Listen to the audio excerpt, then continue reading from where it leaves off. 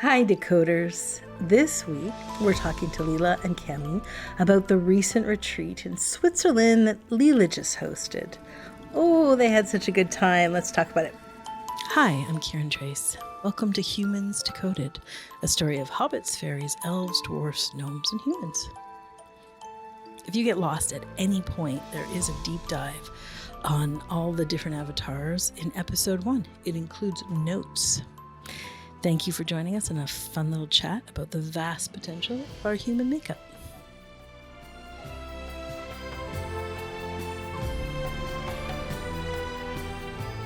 Hi, Cam. Hi, Leela. Hi, gals. Hi, Decoders. Hi, everyone. Well, Leela and Cami were just at this wonderful retreat center in Switzerland, having a glorious time during the annual retreat that Leela hosts. And there's a lot of cool pieces about this that we just want to share with you all. This is a sweet, sweet Leela retreat, which is to say it's a retreat about embodiment. Obviously, listening and inhabiting your body is really a hugely important aspect of spiritual practice, like grounding in the actual body and healing this body, not separating from it we can sometimes use spiritual practice to escape the body, but it's really important to focus on it. And in this week at the Leela retreat, that's a big focus, and also the focus on this gorgeous tool that we use in our community, Delicious Yes, which is listening deeply to your being and your body in order to make very clear and wise choices. And that's it's a different retreat than the one that I host in the summer months.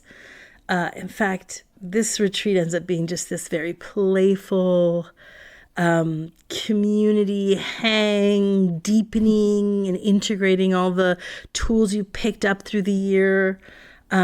People walk away feeling like their body just moves so much better.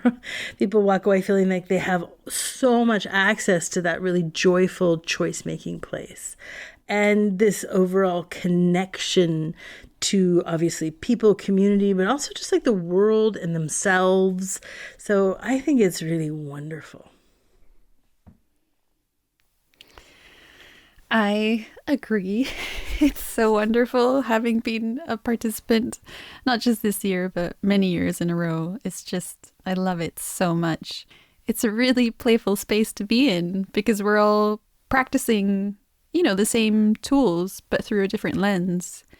And the location is absolutely beautiful. The food is so yummy. There's so much nourishment. And like Kiran said, it's a time for the community to connect. And Kiran isn't there, but there's so much connection and play. And all the tools that we're practicing get really integrated. So it's just so, so sweet. Leela, do you want to talk a little bit about what the retreat is for you? Sure, I'd love to. Like, to me, it always feels like an invitation to kind of go and just play with my friends for a whole week. And I was so grateful and so happy that there are these people who do want to come and play with me. Like, I just get to play my favorite games. And then it's almost like a byproduct, in air quotes, that there is this deep healing and integration that happens. Like, for instance, we do this one ball game and it just looks like harmless fun. Basically, you're held by other people on a big gymnastic ball.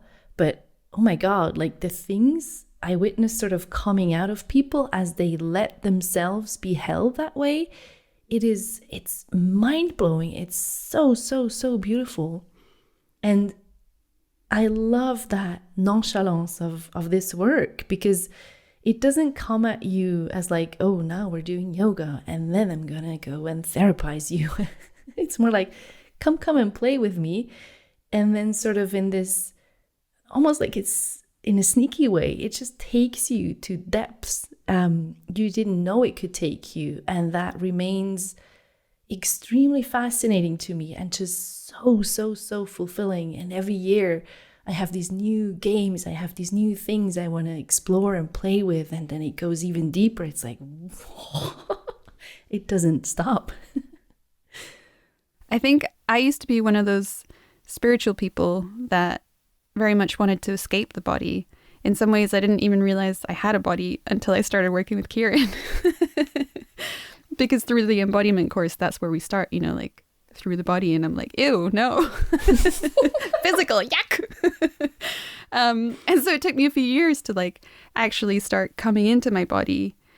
And then what a wonderful kind of outlet or a full circle moment to come into my body, because there's so much nourishment, so much aliveness. Like, we're humans, for heaven's sake. You know, you want to have a body. It's a good thing. And then to have Leela's retreat, to just go and play like with my body and other bodies and other beings, it's just so wonderful. And I think that's one of the, like, I don't know, superpowers of the retreat. That because the emphasis is through the body, you get to bypass a lot of the things that your mind might be trying to filter or, like, you know, have a lot of noise about. So before you know it, your thighs are melting, or you have this heart opening on the mat, or, you know, with one of the ball games that Leela was mentioning. And it's just such a gentle approach, but it catches you very unawares because you're not using the usual kind of, you know, I have to understand this in order to know it. It's like, no, it's so direct. It's like through the body and so playful. And I think the play is part of what makes it so special, because you can't fake playing. The nature of play is innocent and it's totally of the moment, and, you know, you don't know what's next, and it's fun and surprising.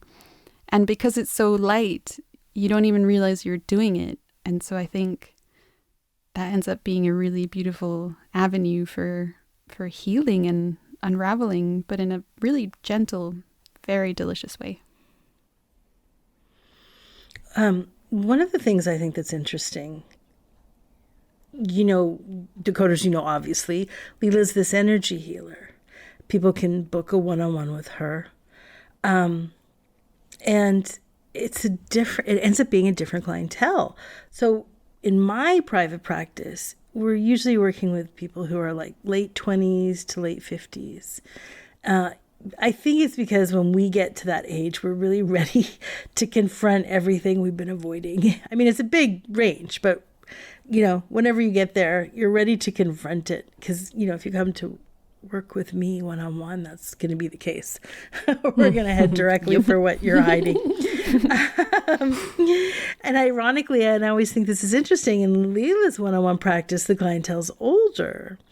It's usually beginning in the late 50s and up to the mid 80s.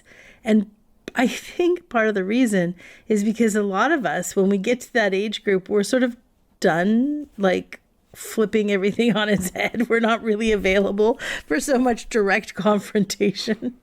At that time of life, we're like, we've done the seeking, you know, like, we're a little more entrenched. We're like, I don't know. There's a few things in my catalog. I'll just keep them. And I think what's wonderful is that doesn't mean you're not interested in continuing spiritual practice. And then Leela offers this very gentle, this very soft, this very non-confronting way to kind of get into the system and get down into the depths. And so if that's you, Leela's your girl. She's a wonderful support for healing, and it's specifically physical issues, but emotional pain. And I think it's just really interesting that at the retreat, that's where we also have, you know, our lovely, gorgeous 80-year-olds and our 50-year-olds, and they're all moving at the end of retreat very similarly.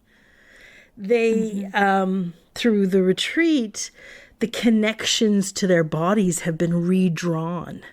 And just as we keep saying, it's like through play, this sort of happens indirectly. And there's just a whole sort of fluency of movement that wasn't there before, because every moment of the week it keeps coming through the body, and over time, very gently, it's unraveling the misconnections in the body.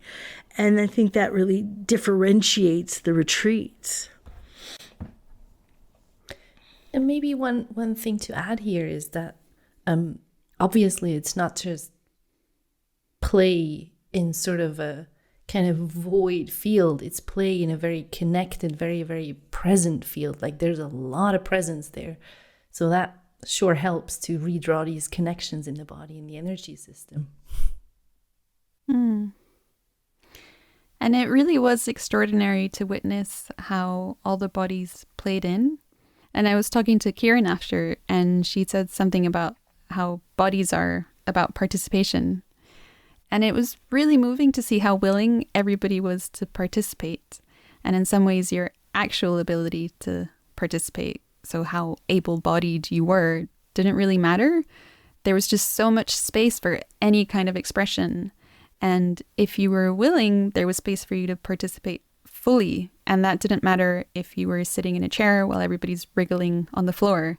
By just being in the room, it just felt so inclusive. And it didn't matter what the bodies were doing. And at the same time, these, sort of, quote, less able bodies were right there, partaking in all of the movement, climbing waterfalls, swimming inside of them. It was just extraordinary to witness. So when I listen to you, Cam, and also to you, Kiran, I'm like, I want to be there. Like, why isn't everybody there?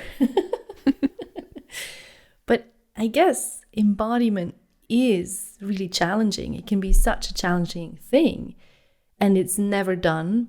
It's like a continuous landing in your body, in my body also, because, it's challenging because every time I come into my body, I notice these places that want to hold themselves, like they have a little grip, they do have a little tension, and they do have a little problem with themselves, right? So to come into this retreat, to come into a space where it's all about embodiment is like, okay, so how is it to be in your body and witness all these places without having to do something about them or having to fix them? Like good old plain, simple awareness, just aware of what is. And then we witness from awareness how this divine presence is sort of already there, holding the grip, holding the tension, holding the problem. And let me tell you, that can be quite a practice. And because it is quite a practice and it's never ever done, it's so lovely to take a couple of days, to take a whole week, to just keep coming back and to keep encouraging each other to, not give up. Like it's so possible. We're so capable. And that goes as much for the participants as it goes for me. Honestly, and me. Like each time. and me. Me too. While you're talking, I'm stretching. I'm finding these little blocks. Me too. I'm like, ooh, feet. That's so lovely. So each time I'm there with my friends playing these wonderful games, it's a reminder in each moment for me to focus on the present. Like, okay, here are these feet. I can feel them. Here are these hands. Whoa, it's alive in there. This body, this breath. So I take so much out of that week myself. It's such a gift.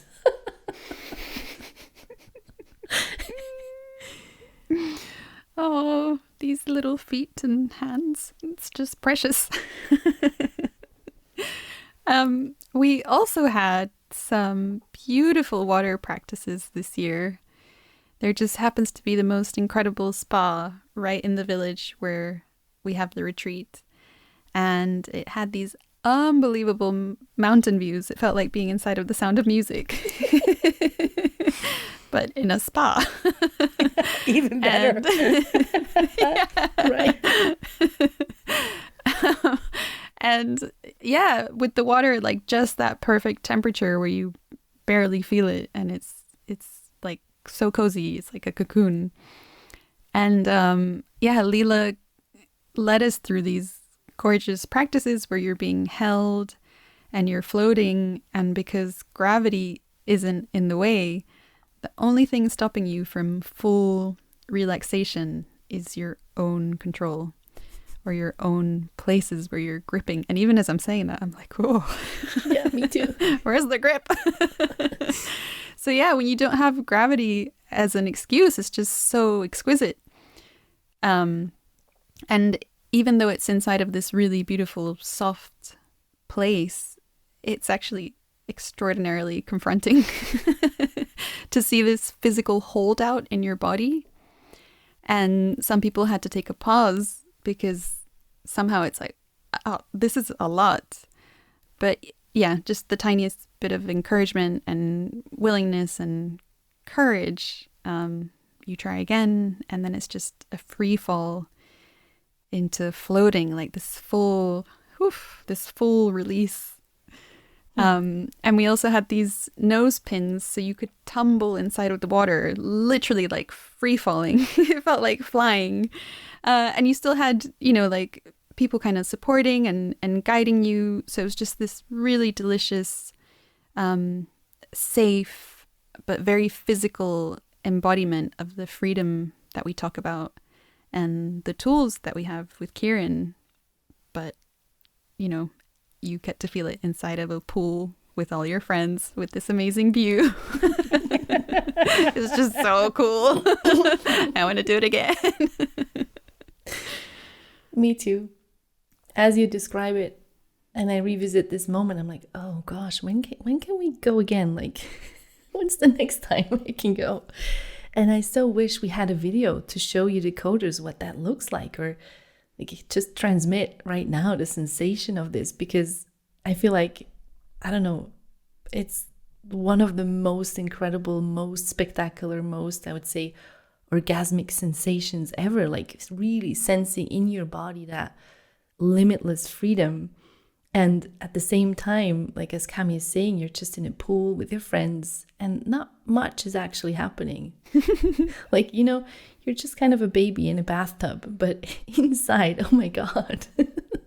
Like the pathways that open, the connections inside of your system that sort of rewire themselves. It's like to witness this in my own system, in other system, it's quite the fireworks. It's quite spectacular in its simplicity.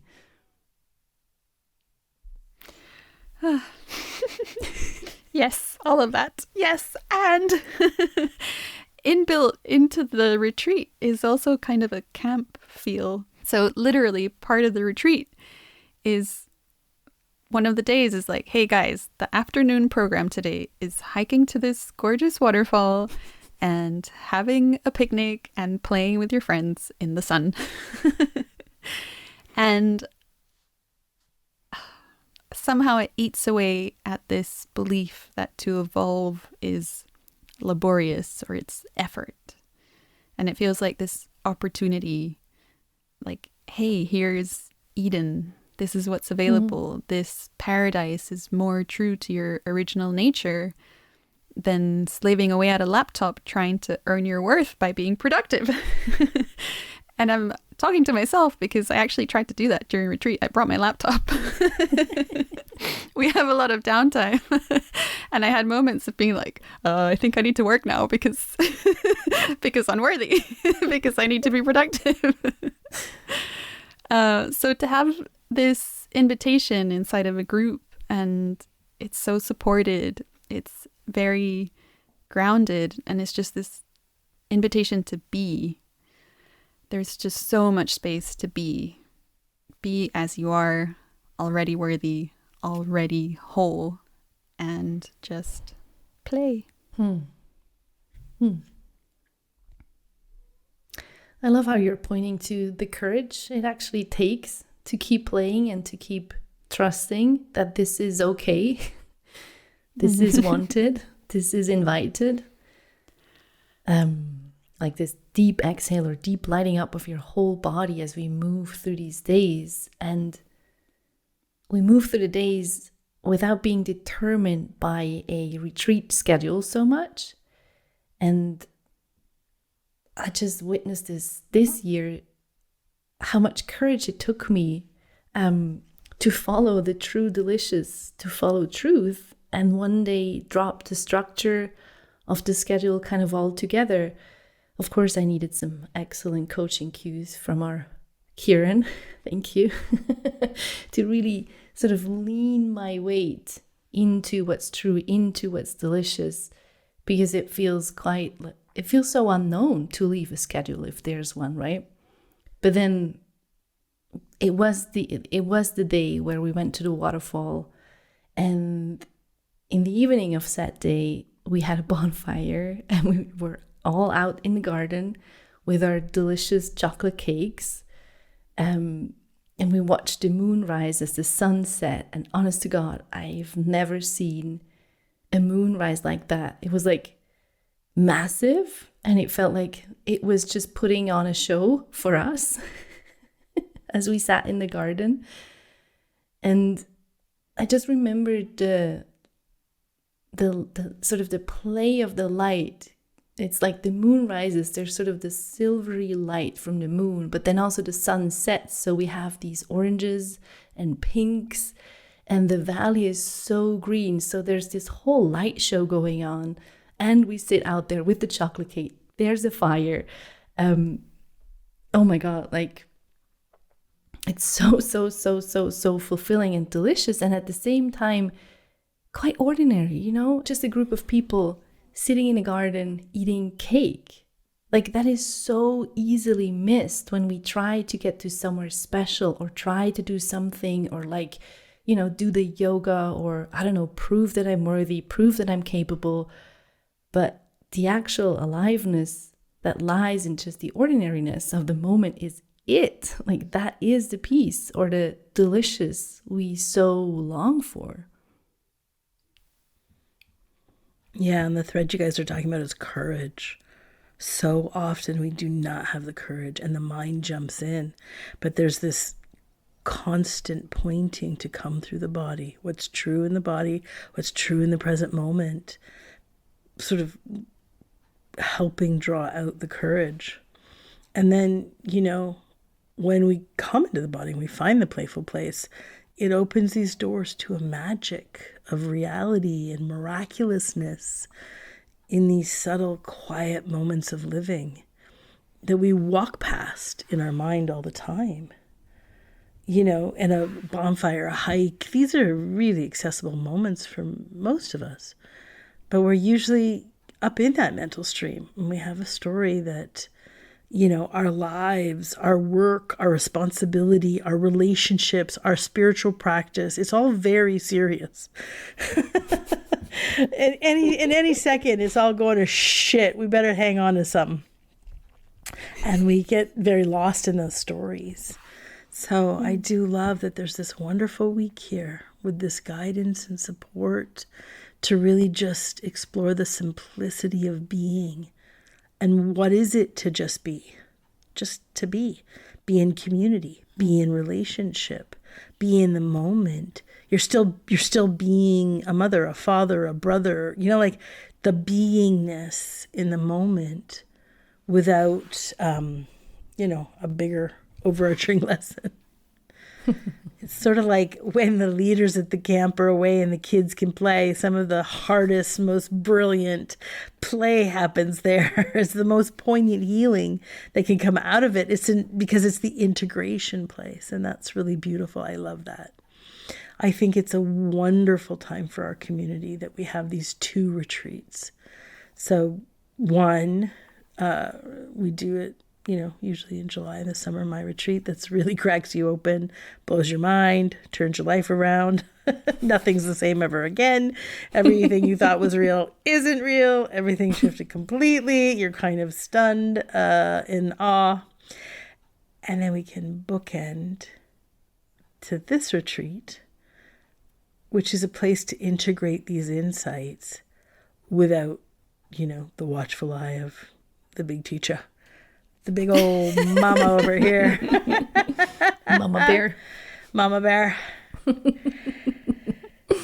So I love that. And we're, this year's retreat was in Switzerland, but we've been talking about moving it.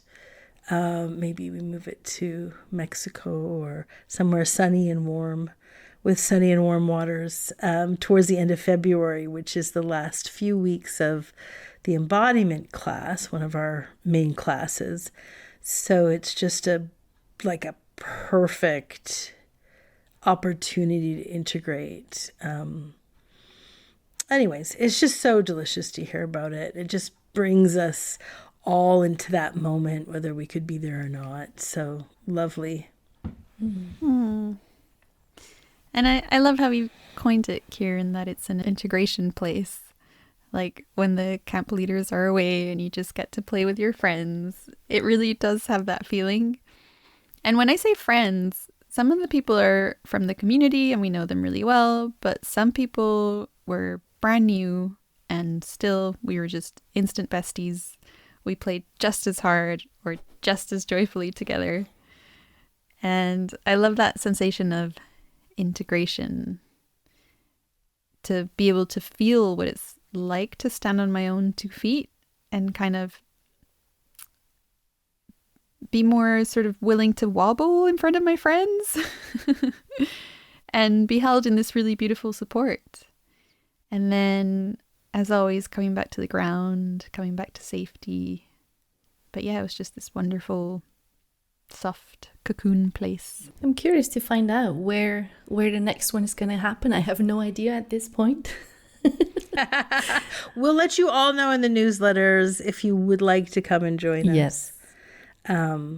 Nevertheless, it's so delicious to get rinsed in the vibe of it all. So thanks, you guys. Thank you.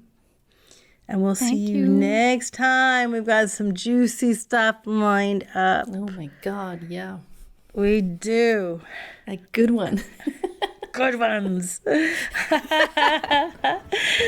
Talk to y'all next week. Love, love, love. Bye, Coders. Thank you for listening. We obviously love hearing what you think. Your feedback helps us make a better show for you to listen to. So feel free to comment, and you can do it at Facebook, which is the Humans Decoded podcast. And if you're not on social, you can always email any questions to us at outreach@kirantrace.com. And thanks for listening. We love you.